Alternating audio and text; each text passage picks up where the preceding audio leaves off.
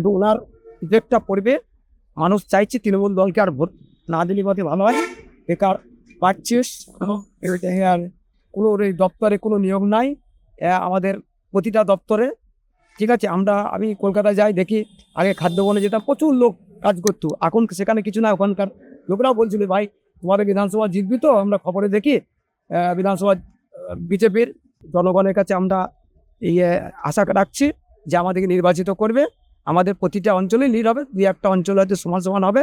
যেমন আমার বাড়ি সাউলপুর গ্রামে মোটামুটি 1100 সামথিং ভোটার আছে, তার মোটামুটি 1000 পোল হবে। মোটামুটি 900-র কাছাকাছি আমাদের বিজেপি প্রার্থী ভোট পাবে।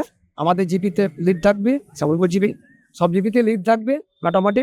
আমরা আশা রাখছি মানুষ জনগণ ভোট দিয়ে ওনাকে নির্বাচিত করবে। ব্যবধানটা আমরা চাইছি, আমাদের ধারণা, আমরা যে এলাকায় ঘুরি মানুষের সাথে কথা বলছি, তাতে 10 থেকে মিনিমাম 10, ম্যাক্সিমাম 20 থেকে 25 হাজার ভোটে আমরা জিতবো, এই আশা আমাদের আছে। গতকালকে আমি